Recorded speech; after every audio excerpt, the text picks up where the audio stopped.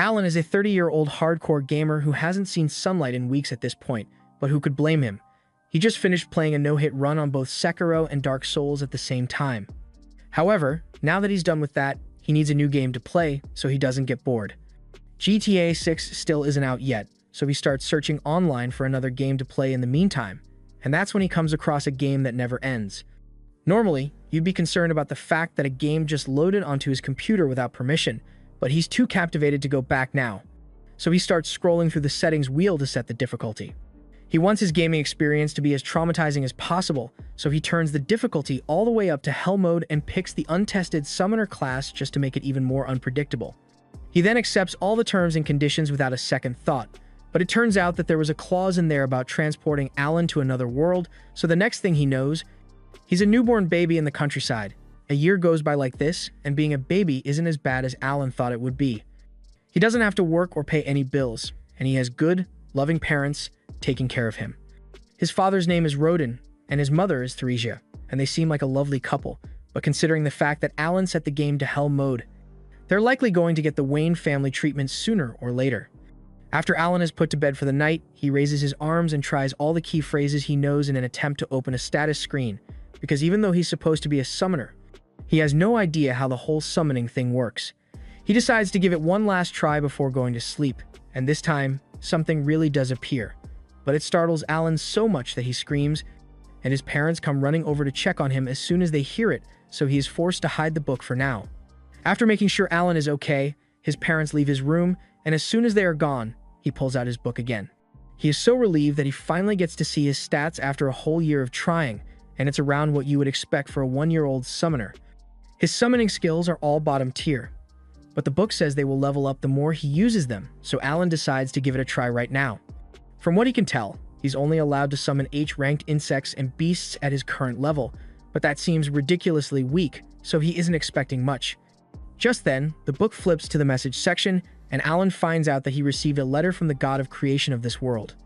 The god basically apologizes for the delay in creating Alan's status book, but since the summoner class was still under development, it took him a whole year to sort through all the necessary paperwork for it. Alan doesn't really care about the apology, but if the god dev team had to rush to finish the summoner class, then there must be some bugs left in there for him to exploit, so he's eager to test it out. He wants to summon an insect first, but he soon realizes that he doesn't actually know how to activate his summoning ability. Normally, he would check the subreddit or watch a tutorial for these kinds of problems, but he doesn't have any internet here, so he's going to have to figure it out on his own. He thinks about it for a few minutes and eventually realizes that he needs to create an insect skill card first, so he gives it a try, and it works perfectly. Now he can finally summon his insect, but before he could do so, his mother comes to check on him again, so Alan is forced to pretend that he's asleep again. The next morning, once his parents are busy with their daily duties, Alan opens his grimoire and finally summons the grasshopper. The room fills with tons of bright lights, and at first, Alan is mesmerized by how pretty it looks, but then a giant grasshopper flies into his face and he freaks out. He eventually realizes that this is the grasshopper he summoned, so he tries to give it instructions. But it turns out that even though it's a summon, it still only has grasshopper intelligence, so it can't understand a word he's saying. On the bright side, Alan finds out that summoning the grasshopper gave him a boost to his agility and endurance stats, and he's really happy about that, but all his celebrating gets his mother's attention, and once she finds the giant grasshopper on the floor, she immediately squishes it. Over the next few days, Alan tinkers with the insect summoning ability, but he's tired of that now, so he decides to try out the beast summon next. He summons a mouse, and once again the book sends it flying straight at his face, but Alan was expecting it this time, so he's not as startled. The mouse comes with its own set of buffs, but it's still pretty dumb, so Alan can't really talk to it. That said, one of its abilities is called Scurry, and whenever Alan tells the mouse to use it, it does so without fail.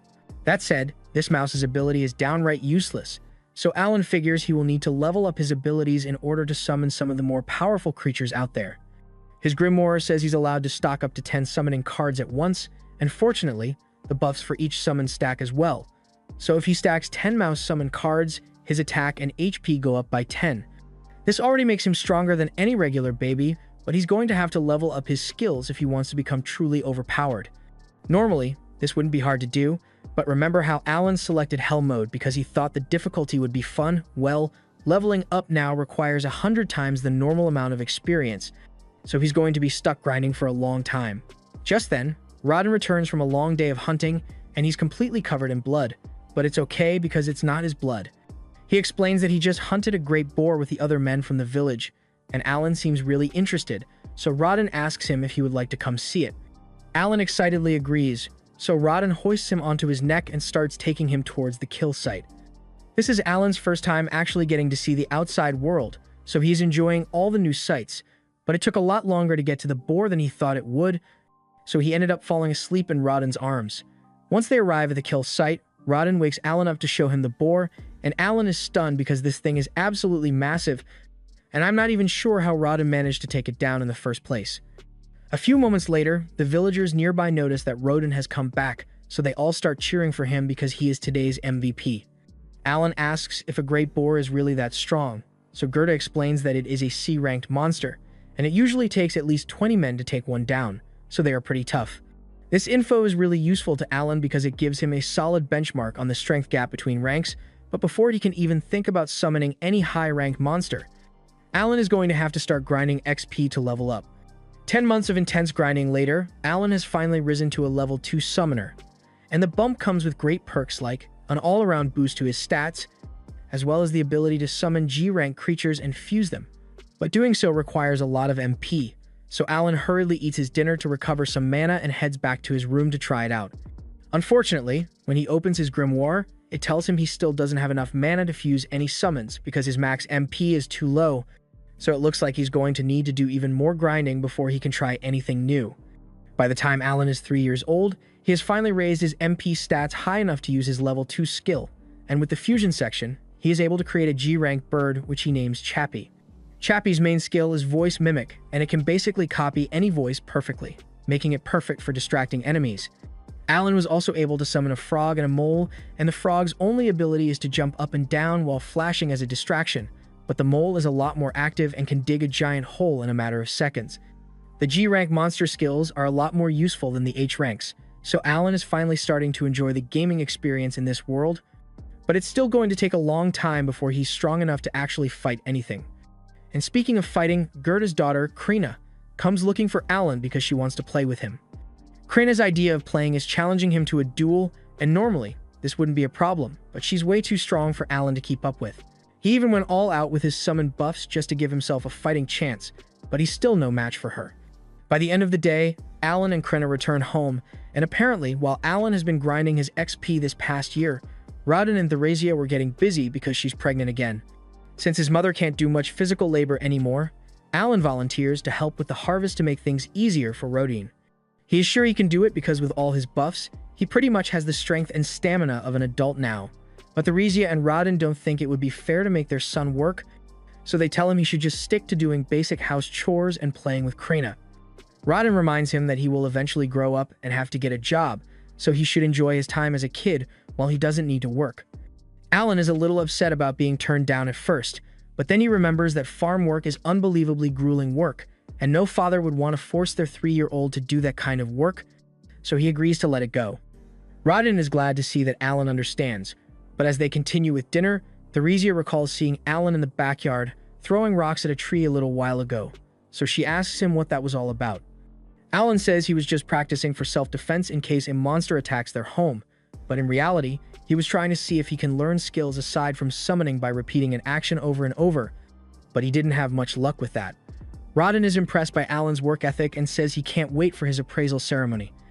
Alan has never heard of the appraisal ceremony before, so he asks Rodden what it is, and he is informed that when you turn 5, you are appraised to find out what talents you may have. And if Alan is lucky enough to receive a powerful talent, he might become very rich and successful in the future. Winter rolls around, and Alan decides to summon a grasshopper out in the snow to see how long it can survive, and it lasts a whole day out here, so he's pretty satisfied. However, that satisfaction quickly fades away when Krena comes outside and starts asking him to fight her again. Unsurprisingly, Alan ends up getting his ass handed to him. But while he was busy with his duel against Krena, he completely forgot about the grasshopper he summoned, and it ends up crawling onto Theresia's leg, scaring her so much that she ends up falling over. And falling over while pregnant is a big deal. Rodin runs over to check on her, and she says she's fine, but she clearly isn't because that fall just sent her into labor, so the baby's coming today whether they like it or not. Rodin tells Krenna to go call her mother for help, and once she arrives, she helps Theresia through the delivery process. So by morning, the family has a brand new baby boy. Everyone is overjoyed, but Alan doesn't know how he should feel about this. He still isn't sure why a game reincarnated him into this world. But even though it was unexpected, he didn't have much going for him back in Japan, so he's not upset with how things turned out. That's why he has decided to focus solely on leveling up and protecting his new family, because they matter the most to him. By springtime, since Alan's appraisal ceremony is coming up, he asks his dad for some details on what it's like. His dad tells him that all kids have to do it once they turn 5, and if he happens to have an amazing skill, he has a decent chance of making it to the big leagues. But unfortunately, there's a lot of competition this year since a lot of the other kids are also turning 5, and that includes Krenna. They all head to the commoner's city so they can undergo the appraisal, but as they approach the church, Alan notices that a lot of the other commoners look really well groomed. Compared to them, he's pretty much wearing rags, and now that he thinks about it, he's been wearing rags since the day he was born, so his family's finances must be way below average for this world, but that doesn't really bother him. They all gather in front of the church, and as the priests come out, they hear a lot of people making fun of the brokies in the crowd, so they tell everyone that they had better be careful of what they say. Blessings are distributed equally to all, so even the poorest farmer could inherit a powerful skill. The priests tell everyone to come inside for the appraisal, and as they are walking towards an altar, Alan notices 3 statues and assumes those must be the gods that are worshipped in this world.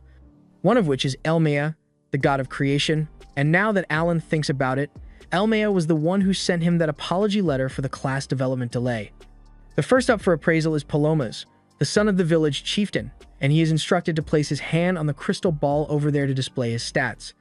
Palomas does as instructed, and on the stone wall, it is revealed that he possesses the merchant class, news that his father is really happy to hear. Alan was kind of expecting more to happen, but this is basically the same thing his grimoire does, with the only difference being the fact that it uses letter rankings instead of numbers. As the appraisal continues, some kids receive strong talents, while some don't receive any at all, and a few hours later, the only ones left are Krenna and Alan.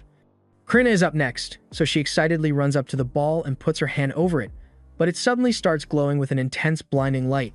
Her father is worried that something might have gone wrong with the appraisal, but it turns out that the priests simply can't believe what they are seeing. According to the appraisal, Krenna just received the Sword Lord class, one of the strongest in existence, and her dad is unbelievably happy about it, but she doesn't really understand what's so special about it. Alan isn't too surprised by the news since he's been getting his ass beat by her for years at this point, but next up is Alan's appraisal, so he is told to approach the altar. As he touches the ball, nothing happens for a few seconds, but all of a sudden, there's a large flash of light, and Alan is knocked back. Rodin rushes over to check on him, and after making sure Alan is alright, he walks over to the priest and asks what Alan's talent is since he doesn't know how to read. He's expecting something really good since the crystal reacted strongly, but to his shock, the priest informs him that Alan is completely talentless. Alan can't believe what he's hearing because he knows for a fact that he does have a talent, but when he checks the board, he realizes that all his stats are E rank across the board, and he blames Elmea for doing a shitty job coding the summoner class. Just then, Rodin hugs Alan from behind to comfort him since he doesn't want Alan to feel bad about being talentless. They head home together, and everyone treats him normally despite the revelation that he is classless, and Alan appreciates how much his family cares for him, but he knows he isn't really talentless. He can still use his grimoire just fine, so he assumes his E-rank stats must be because he is playing on Hell mode. All the other kids were the same age as him, and relatively equal in strength, so their rank must be a reflection of how much they will grow in the future as they level up. So since Alan requires 100 times the regular amount of XP to level up, his stats are all stuck at E rank, even if his actual attributes are pretty strong. Most people would get frustrated by this kind of setback, but Alan isn't some filthy casual who enjoys playing games for actual fun. He lives for the soul-crushing grind, but he can't help but worry that there's something wrong with his summoner class because at the bottom of his appraisal, he saw a confusing error code pop up, so he's going to be sending a lot of complaints to the devs about it. The next morning, Alan goes out with his family to visit Krenna's family, but he notices that his dad has been acting a bit strange lately. Over at Krenna's house, they're all about to celebrate Krenna's appraisal as a Sword Lord, but Rodin still has a sour look on his face, and Jurda says he refuses to celebrate with him until he goes back to normal. At first, Alan wonders if Rodin is jealous of Krenna and her family, but he knows his dad isn't that petty, so there must be something else going on here. The two of them continue arguing for a second until Gerda reveals that Raden mentioned severing ties between their families before they sat down together. Raden defends his decision by reminding Gerda that Krenna is a sword lord now, and that means she practically has a guaranteed ticket out of this tiny serfdom. She might even become nobility if she's lucky. And if that happens, then being close to a poor family like Raden's would only hold her back. Gerda yells that he doesn't care about any of that stuff, but Raden keeps insisting that he's doing this for Gerda's own good, and the two resume their fight, but eventually, their wives pull them apart and get them to calm down. Alan is a bit surprised by how calm everyone was about this whole thing, so he asks Gerda's wife if it's normal for them to argue like this. She explains that this kind of thing used to happen all the time, but they always made up afterwards. All four of them are actually childhood friends who grew up in the same village, and around 10 years ago, when talks of making a new settlement started, they all decided to join the effort and work together to build their houses. Gerda and Raden bonded a lot over that back then. Recalling the good times makes them realize how silly their fight was. A little while later, news arrives that the Knight's Order has shown an interest in Krenna, and they are coming to see her. Alan assumes the news of Krenna becoming a sword lord must be spreading really quickly. But while it's good that she has earned some recognition from the Knight's Order, Gerda is still a little concerned because she is too young to become a knight yet. Just then, one of the kids who got a good talent at the appraisal ceremony confronts Alan and tells him that as a talentless loser, he has no place here. Alan doesn't really care about being insulted, since he's still got his summoner power, but Krenna won't stand for anyone picking on her best friend, so she tells the kid to back off and nearly chops off his finger before Gerda pulls her back. Just then, the chief announces that the Knight's Order has finally arrived, and everyone is thrilled since they rarely get to see the knights in person. The chief calls for Gerda and Krenna to come introduce themselves to the knight captain. Krenna is unbelievably excited because she has always wanted to become a knight, so getting to meet the knight captain must be a dream come true for her. Alan wonders if the knights are going to take Krenna to the capital to train her, but before the knight captain could say anything, Gerda speaks up and says he can't let Krenna go because she's still too young. The captain says that age doesn't matter because if she's a sword lord, then her skills would be more than enough to get her through the training, so there should be no problem. Unless, of course, they were lying about Krenna being a sword saint just to trick the Knight's Order. Gerda assures the captain that he isn't lying, but it's already too late because the captain has decided to put Krenna to the test. He orders his vice captain to prepare to have a duel with this 5-year-old, and without a second thought, the vice captain agrees. Gerda tries to get the knight captain to reconsider since he doesn't want to put Krenna's life at risk, but he is told that if she doesn't fight, then it will serve as proof that she lied about her class, and she, along with her entire family, will be executed. The knights then bring out a sword for her to use, and most children would be terrified by this point, but Krenna is so battle-hungry that the second she realizes that she gets to use an actual sword, she says she is willing to accept the duel. Everyone gets into position for the duel, and Leibrand faces off against Krenna. So as the match begins, Krenna charges at Leibrand with full force. Your eyes do not deceive you. She's swinging a sword that's twice her height like it's nothing, and she's actually giving Leibrand a run for his money, but he is still keeping her at bay relatively easily. The knight captain seems unimpressed by Krenna's skills so far, but as the fight goes on, she manages to block one of Leibrand's strikes and prepares to retaliate.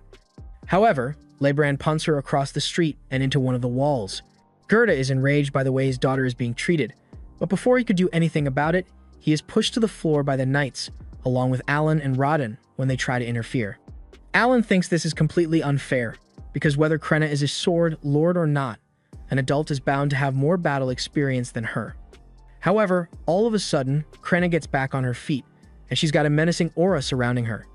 Without saying a word, she launches another all-out attack with laser focus, and this time, she is completely overwhelming Leibrand, so much so that she eventually slices his sword in half and nearly takes his head off with it. Krenna is disappointed that the fight is over already, but she had a lot of fun, so she thanks Leibrand for playing with her and walks off, leaving him with the knowledge that he just lost to a 5-year-old. Gerda is relieved that Krenna managed to survive and starts praising her for doing a good job, but then the knight captain approaches, and Gerda becomes defensive because he doesn't want him anywhere near his daughter. The knight captain now acknowledges that Krenna is indeed a sword lord, and he apologizes for forcing her to fight in a duel. He says he would like to discuss her future with him, but Gerda firmly refuses. The captain says he can bring his friends with him to the meeting if it would make him feel better, and that would make Gerda feel a little safer, so he agrees. They all gather at the chief's house for lunch, and Zenof once again apologizes for the way he acted earlier. He explains that he was sent here by the baron of this territory to determine whether there truly was a sword lord in this village, and the results are undeniable. Zenov mentions that 3 years ago, there was a sword saint born to the family of a count, but this strikes Alan as weird since he knows for a fact that sword saints can only be born from low social statuses according to the game's design, so that one must have been a fake. Said sword lord went on to serve the royal family, but failed to meet expectations there, and upon reappraisal, it was discovered that they were actually an ordinary swordsman pretending to be a sword lord. It was also later discovered that several nobles were greatly exaggerating their abilities, so the kingdom had to establish a zero-tolerance policy for falsified talent results. That said, he is still truly sorry for putting Krenna through such a harsh trial. He tells Gerda that he doesn't need to worry about them taking Krenna away from him because they won't do that. They want her to continue her training at home, and when she turns 12, if she wants, she can attend the academy to become a knight. 2 years of training later, Alan finally unlocks level 3 of his grimoire, and he is really excited about it. The level up grants him the enhanced skill, which means he can strengthen his summons now, and he can also hold 30 F-rank ones at once now, so the buffs he can stack are going to be amazing. He plans to experiment with it later, but for now, he's got to head back inside for dinner. As for updates on Alan's family, his little brother is turning 2, and his mom is pregnant again, so he's getting another little brother or sister. His parents start thinking of a name for the new kid, and at that moment, Alan happens to receive a message from the god of creation, Elmia, so he unconsciously says his name out loud. His parents misunderstand and assume Alan is suggesting they should name the baby after the god of creation, which is a big no-no in this world, and Alan can't really explain why he said it. So he quickly changes the subject and mentions how Gerda's scars seem to have completely vanished recently. Gerda explains that it's because he passed the trial of the gods earlier today while fighting a boar, but Alan has never heard of such a thing before, so he asks what it means, and Gerda explains that every once in a while, after a battle, you feel your body being refreshed and all your wounds being healed, and Alan assumes it must be the effects of leveling up in this world.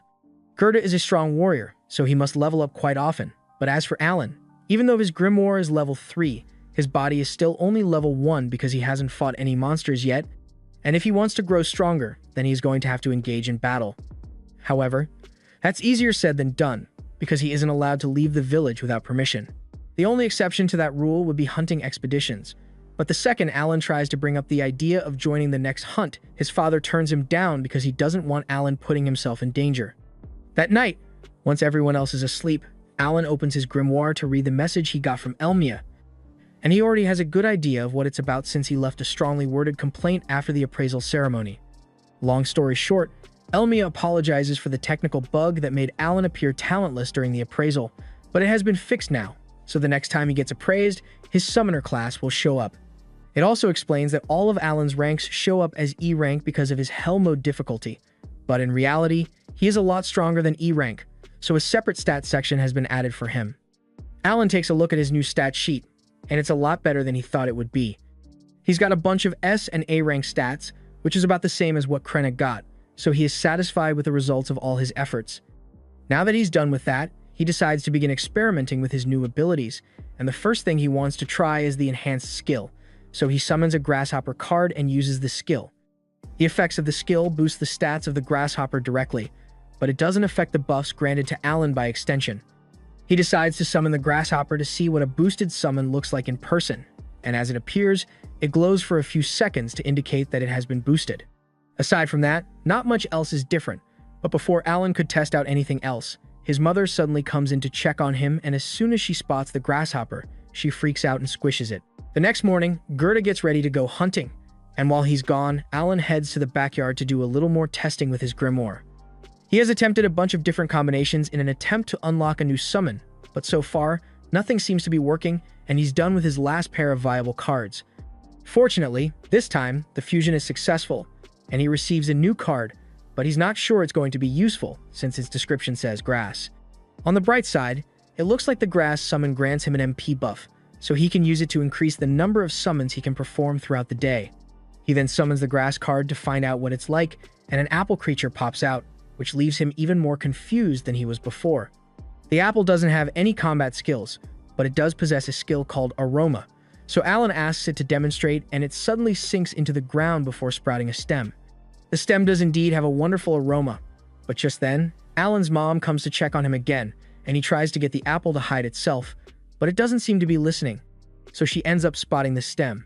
Fortunately, she thinks it's just a regular stem, so she doesn't suspect anything, but Alan is still going to need to run a bunch of tests on this thing to figure out how it works.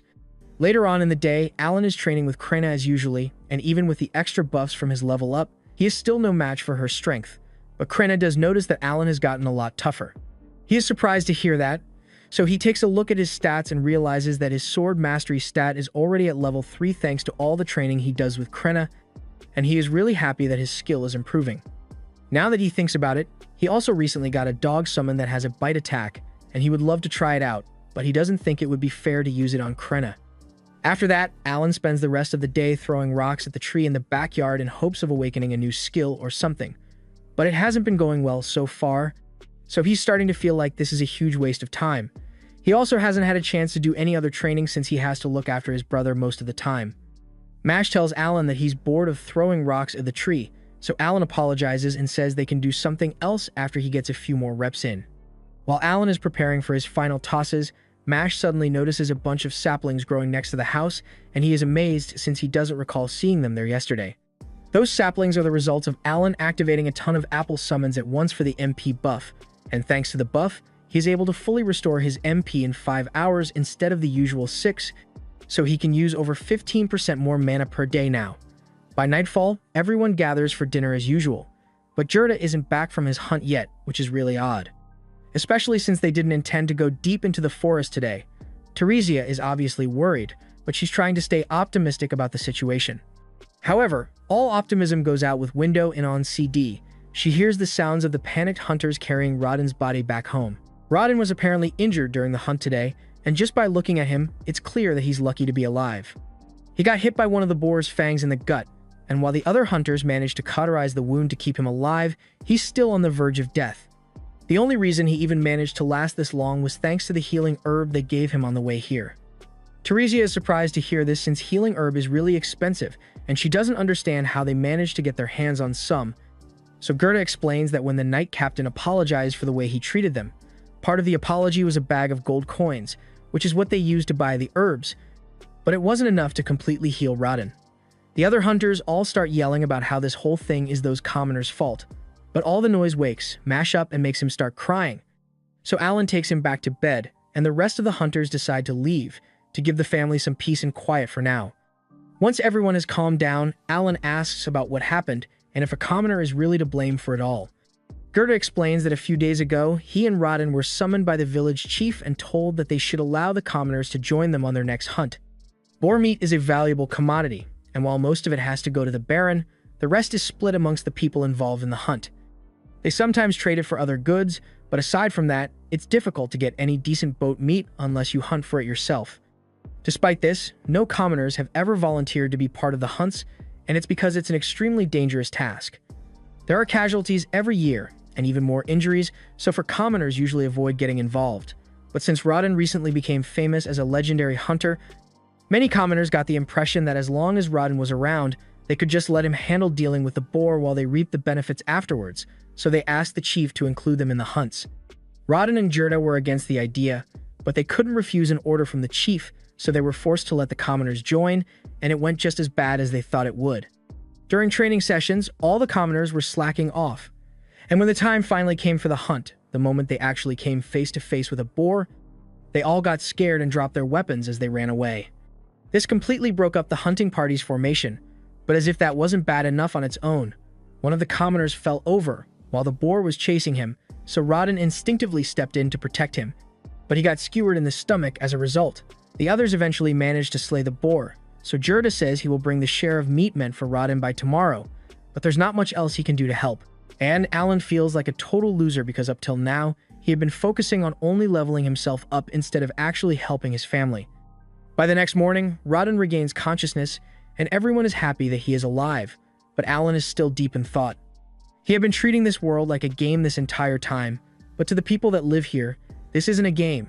It's their reality, and they have to struggle to survive, so the least he could do is use his power to help them.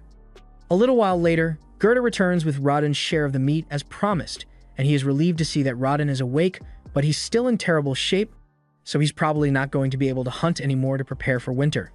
Gerda offers to share his stockpile with Rodden and his family to help, and Rodden appreciates it, but all of a sudden, Alan speaks up and tells everyone that he wants to take over for Rodden. They can all tell that he's serious about it, so there are no objections, and later that morning, he gets to work by fetching some water from the well. The other men there warn him not to overdo it since that much water would be difficult for a child, but Alan is easily able to carry it home.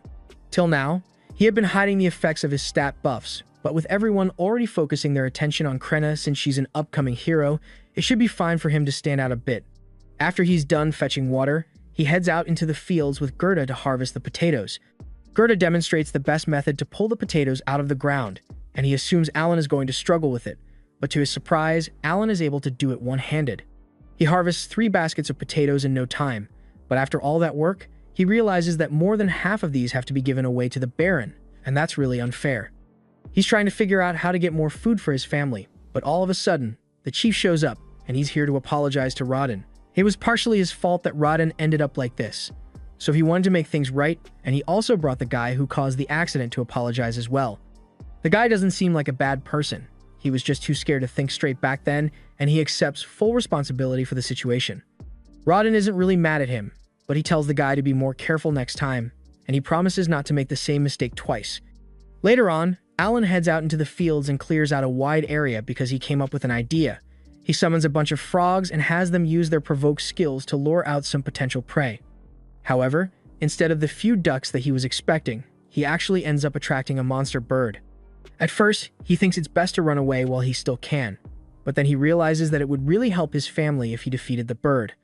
Plus, he's got a bunch of stats boosts, so he thinks he should be strong enough to handle it and ends up deciding to attack. He runs in and whacks the bird across the head while it's not looking, and then he summons several dogs to attack it all at once. The dogs are doing a fair bit of damage, but unfortunately, the bird is too strong for them, so it takes them out, one after the other. It then goes after Alan, and since his summons have all been defeated, he has lost the majority of his buffs as well, so he is in serious danger here. He needs to act quickly if he doesn't want to end up as bird food, so when he gets the chance, he summons 2 leeches that start sucking on the bird's neck. Alan had never really tested them out before this, but thankfully, as expected, they seem to have an energy drain ability, so they can weaken the bird enough for him to stand a chance. Once they gets himself free, Alan summons even more leeches and wolves, and with their combined efforts, he is finally able to deal the finishing blow and defeat the monster. Alan can hardly believe it since this is his first kill, but his grimoire confirms that the bird is indeed dead, and he even received 100 XP as a reward. Later that day, Alan returns home with the bird, and his entire family is left speechless because they can't believe he actually managed to kill something like that. Alan tells them he just happened to catch it off guard while it was distracted, which is mostly true, but he did leave out the part about his summons. Gerda starts inspecting the bird's corpse because he is wondering how Alan managed to beat it with just a wooden sword and some rocks, but then he notices some bite marks on the bird and asks Alan about them. Alan makes up an excuse and says he was fighting on instinct, so he had to do whatever was necessary. And Gerda begins picturing Alan biting down on the bird for dear life. But regardless of how he pulled it off, it's still an impressive feat, so he congratulates him on a job well done. He even offers to help Alan bleed and dry the meat, since this is his first time. So they head over to the rack together. The Aldebaran weighs around 60 kilograms, but once it has been bled dry, it drops to around 20 kilos, and only around half of the bird's meat is actually edible. That said, the wings do fetch a pretty penny, and it does come with a magic stone, but at the end of the day, they still have to fork most of it up to the higher-ups. Alan thinks the whole 60% tax on all food thing is really unfair, and Gerda agrees with him, but there's nothing they can do about it. At least that would normally be the case, but since Alan's situation is a bit unique, they might be able to negotiate the chief into letting them keep more than usual. A little while later, both Alan and Gerda head to the chief's office to tell him about the bird Alan caught, and the chief is very pleased. But then Gerda suggests that Alan should only hand over the wings as tax and keep the rest for himself. This catches the chief off guard, and he tries to explain that they can't do that because the Baron has requested more food than usual this year. But then Gerda reminds the chief that the only reason Alan was forced to go out and hunt was because of his unreasonable demand that led to Rodden getting injured. At this rate, Alan's family might actually starve since they barely have enough to eat, and to really sell the story, Alan acts like he's going to faint from hunger on the spot. The chief feels really guilty, but he's still hesitant to cut Alan's taxes, so to sweeten the deal a little, Gerda offers to throw in the bird's magic stone. The chief eventually agrees to the deal, and Alan and Gerda are really happy to hear that. But they aren't done yet, because Alan asks if this means he can keep all the meat aside from the wings with any future birds he catches. The chief is once again hesitant to agree, but Gerda reminds him that it's pretty rare for a kid to catch an Aldebaran all on his own, so what are the odds of it happening again? The chief eventually agrees to let Alan keep most of the meat of any of his future catches under the assumption that he won't be able to catch another bird anytime soon, but he was wrong. Later on, Alan heads back out into the fields, and this time, he manages to lure in 2 Aldebarans at once. By now, he has gotten the strategy down pat, so he sends out the leeches first to weaken the birds, and after that, he throws some rocks at their heads to disorient them. Next, he orders his wolves to attack with full force, and after they've whittled down the birds' health, he whacks them over the head with his sword to finish them off. Alan has been going on hunts every 3 days for a while now, but this is the first time he has ever managed to succeed without losing a single one of his summons, so he's really pleased with himself. And to make it even better, he has finally gained enough XP to go up to level 2. He excitedly opens his status screen so he can see how much his stats went up, and it looks like he got a 60% boost to his stats, which is a little less than what he was expecting. But it's still a huge increase, so he's happy regardless. It took him 6 years to go up 1 level, but now that it has finally happened, he thinks it's about time that he lets his family know the truth about him. A little while later, he returns home with both of the birds, and his father is amazed that he managed to catch 2 of them at once. But he also notices that there's something different about Alan today. However, Alan still has a bunch of other things to do, including his sparring session with Krenna, so he leaves before Rodden gets a chance to say much. After today's haul, Alan has officially captured 10 birds total, so his family should be able to use that to make it through the winter. He would like to keep hunting birds to see if he can make it to level 3, but he doubts he would be able to find that many birds in time. Thanks to his stat boost, Alan can keep up with Krenna a lot easier now. But he got distracted by his thoughts for a moment, and that was enough time for her to sneak up from behind and smack him on the head. Later that night, Alan calls a meeting with his family, and once they are all present, he informs them that he isn't actually talentless. He can't reveal the exact details, but he basically explains that when he was a baby, he received an oracle from the god Elmia, and that means he is smarter and stronger than the average person, but he's also going to have to work 100 times harder than normal to grow stronger. His parents believe him, but they are devastated because it sounds a lot like Alan was cursed, and they aren't wrong, but it was actually self-inflicted when he chose to play on Hell mode. Alan also tells them that the only reason he was appraised as talentless was because his talent was too new to be recognized. His parents are amazed to hear that and ask if this means Alan really does have a talent, but he tells them he doesn't know what it is yet. He thought about revealing the fact that he's a summoner at first, but he eventually decided not to, because he doesn't know how people will react once they find out that he can summon and control living creatures. Even though they don't know what Alan's talent is, they are relieved to find out that he is talented, because now it makes sense why he spent so much time throwing rocks at trees and hunting monsters, but they wish he would have told them sooner. Rodin asks Alan what he plans to do from now on, and Alan says he's going to continue doing his best to grow stronger, so his dad reminds him that he should feel free to ask for help if he needs it. But in the meantime, he probably shouldn't mention this to anyone else, because it would be really bad if he were mistaken for a false prophet. Though, it's probably fine to talk to Gerda about it since he isn't a snitch, and Rodin really wants to brag to him about how amazing Alan is. The next day, the first winter snow hits, so it's time for Alan to start bartering with the bird meat he stocked up on, and Gerda is coming along to show him the ropes. Gerda plans to trade in some of the boar meat he stocked up on before the winter. Fortunately, there haven't been any more accidents since. As long as there are no commoners to mess things up, the hunts usually go pretty smoothly, but hearing that gets Alan thinking, and he wonders what the difference is between serfs like him and Gerda and the commoners. Gerda explains that commoners have a higher social standing than serfs, and the taxes they pay are also a bit different. Whereas serfs have to pay 60% of all the food they make as taxes, commoners only have to pay a head tax, meaning they pay 1 gold coin per person each year. Alan asks if it's possible for a serf to become a commoner, and Gerda explains that it is indeed possible, but you'd need to pay a tribute of 10 gold coins in order to do so. Alan does some quick math, and since his mom has another baby on the way, he would need to pay 50 gold coins for all of them to become commoners, which is a lot of money, but he's going to make it happen sooner or later. Alan spends the rest of the day shadowing Gerda to learn how much his bird meat is worth in the barter system, and by day 2, he has a decent enough understanding of it to make the trip on his own. A bag of salt costs him around 5 pieces of jerky, and that same bag of salt would be worth 5 silver coins, so 1 piece of meat is worth 1 silver coin. With the currency system, 1 gold coin is worth around 100 silver coins, So if Alan wants to save up 50 gold coins for his family, then he is going to need to hunt for the equivalent of 500 pieces of the Aldebaran meat. That seems like a lot, but Alan is sure he can get it done within a few years. For his next stop, Alan heads to the local potion store and asks if they have any MP recovery potions. The store clerk tells Alan he doesn't sell anything that fancy, so Alan asks if he has any healing herbs in stock instead. Hearing Alan mention the healing herb strikes a nerve with the store clerk because he got a bad deal last time he sold one. He recalls that a guy named Gerda came in here, begging to buy some healing herb to save his buddy. It usually costs 5 gold coins, but Gerda only had 3 at the time, so he begged the store clerk to give him a discount and promised to pay it back later. Gerda seems so desperate that the clerk decided to help him out, and to his credit, he did come back to pay the balance later. But the clerk was really worried that he might have gotten scammed at the time. Alan knows that his father wouldn't have survived if the clerk hadn't agreed to give Gerda a discount that day.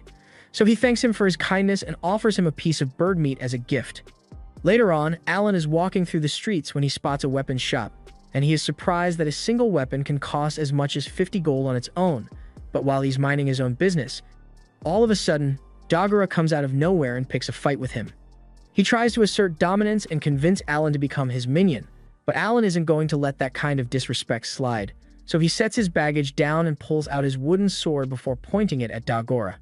Now, he could beat Dagura's ass right now and be done with it, but he wants this to be a fair ass whooping, so he tells Dagura to go get himself a weapon. Dagura accepts the challenge and runs off to get his club, and he thinks he's got the upper hand, but Alan is a lot more skilled when it comes to combat thanks to his training with Krina, so he easily mops the floor with Dagura. Long story short, by spring, Dagura starts coming over to Alan's house so Alan can train him, but he's still a long way off from being able to compete. Mash has also begun training with Krina, but she's taking it a lot easier on him than she would with Alan since he's still new to combat. While Alan is watching the two of them, Dagura tries to sneak attack him, but Alan's reflexes are too quick for that, so he ends up falling over and hurting his knee in the process. That night, Rodin and Gerda return, and they've got some bad news because they were just in a meeting with the village chief, and he says the Baron wants them to deliver 15 boars instead of the usual 10 this year. He is also demanding that they allow the commoners to hunt with them again this year, but after what happened last time, Rodin and Gerda were wholeheartedly against it. Even so, they can't go against a direct order from the Baron, so they have no choice but to let it happen and hope for the best. Just then, Alan speaks up and tells everyone he has a plan. The reason having commoners join the hunt is a problem is because they are pretty much useless, but he has countless hours of experience in every MMO imaginable, and he is confident he can make even the most hopeless newbie useful to the team, so he asks to be put in charge of training the commoners before the hunts. When the time for the next hunt finally arrives, Rodin takes Alan to meet with the other hunters and tells them that he would like to use one of Alan's hunting strategies for today, but he makes it clear that Alan is just here to watch for the day, so he won't be doing any fighting. Alan already agreed to this arrangement, but he is a little disappointed that his dad won't let him fight since he was looking forward to leveling up, but Rodin wouldn't budge on it, so he might as well just take what he can get. The most important thing for this trip is that they train the newbies enough so they can handle themselves, because he wouldn't want a repeat of what happened last time. Speaking of last time, the guy that was responsible for getting Rodin hurt comes up to him to apologize again, and he tells Rodin that if anything bad happens today, he doesn't need to put himself at risk just to protect him. Rodin tells the kid that all he needs to do is focus on fulfilling his role, and if he can do that, then hopefully nothing will go wrong. With that, the hunt team heads out into the forest to search for their prey, and this is technically the first time Alan has been allowed to leave the village walls to go into the forest, so he is really excited. Once they make it out into the forest, Gerda reminds everyone of the plan and tells them to get into their positions. A few of the newbies act as bait to lure out a boar, and once the boar comes running out of the brush, it is intercepted by Gerda and his squad. After they've successfully stopped the boar, Rodin and the others come running in from the sides and stab it over and over. This is the strategy that Rodin and the others have successfully used to hunt for the past 10 years, but it doesn't work very well with spineless newbies, which is why Alan suggested a little change. While the others will still do most of the work taking the boar down, the newbies will stand off to the side so they don't get in their way, and when the time is right, Alan tells them to go stab the boar along with the others. With the way experience works in this world, they just need to deal a little damage to the boar to receive XP from it, so this should help them level up. The boys do as Alan instructed, and sure enough, as the boar is defeated, they feel a sudden surge of power flow through their bodies, meaning they must have passed the trial of the gods, or in other words, They just leveled up. Alan is really glad that his plan worked as intended, but unfortunately, he didn't get to enjoy any of that free XP since he didn't land any hits on the boar. The next day, Alan is over by the well with a few of the older guys when he hears that one of them has been focusing on butchering meat instead of hunting, since his wife is pregnant and he wants to play it safe. And since that's the case, Alan asks him for a little favor. He leads the man back to his house and shows him the set of Aldebarans that he recently captured. The man is amazed that such a little kid was able to catch so many birds, but Alan explains that he has a bit of a problem. He can't handle butchering all these birds on his own, so he was hoping the man would help him out a little, and in exchange, Alan is willing to give him 2 packs of meat per bird butchered. The man is more than willing to help since it's a really good deal for him, but he asks Alan if he's really okay with giving out so much meat as payment. Alan assures him that it's fine, and the reason he's okay with it is because these birds aren't part of his family's food reserves. Alan caught these birds specifically so he could sell them to earn the 50 gold coins he needs to raise his family's status. Later that day, Alan is back out in the forest with the hunting group, and they've got a few extra newbies with them today. The plan is to gradually expand the group until they have enough people to make 2 groups to hunt twice the amount of boar like the Baron wanted. But Alan is still a little curious about why the Baron is so interested in increasing the amount of boar captured since it's not like there's a food shortage or anything. Just then, a boar comes charging out of the forest, so all the hunters prepare themselves, and just like last time, after the boar has been brought under control, the newbies are called over to join in for the finishing blow. Just like last time, the newbies all level up from the free experience they gained, but thanks to some quick thinking from Alan, he also managed to reap the benefits of the kill. All he had to do was send out one of his grasshoppers and let it be squished by the boar to technically make himself a participant of the battle, and it worked out just as he hoped it would since he managed to make it to level 3, but he does feel a little guilty for sacrificing one of his summons like that. 3 months later, Alan and the others are invited to go to the chief's mansion to celebrate the start of a new year, and now that the party is over, he and Krina are walking back home. Krina is really happy since they got a lot of free candy, but Alan assumes that was just a reward for meeting the 15 boar quota. They eventually return home and meet up with their families, as they are about to throw a New Year's celebration of their own, and as they all dig in, Rodin begins praising Alan for his genius idea to safely integrate the newbies into the hunting parties, and thanks to that, they should have no trouble meeting the 20 boar quota next year. As they continue to talk, Gerda happens to notice a bottle behind Alan, so he asks what it is, and Alan explains that he received a bottle of liquor from the chief as a gift earlier. Gerda and Rodin are really excited to hear this because they've been looking forward to getting to drink, but Alan reminds them that the liquor was personally given to him, so they can't have it unless he says so. This is all part of his plan to get them to let him fight during the hunts, so he says he will only let them have it if they can beat him in a game. Rodin and Gerda are really desperate for that liquor, so they agree to Alan's terms and ask what game he wants to play, to which Alan answers that he wants to arm wrestle. Gerda and Rodin are fine with that, but before the game begins, Alan asks them what they are going to give him if he wins because he needs some kind of reward for his effort. Rodin can tell that Alan already has something in mind, so he asks him to just tell them what it is, and that's when Alan explains that he just wants them to let him fight in future hunts. Rodin doesn't like the idea, but he sees no harm in playing along since he's sure he's going to win anyway, so he and Gerda get ready to arm wrestle with Alan.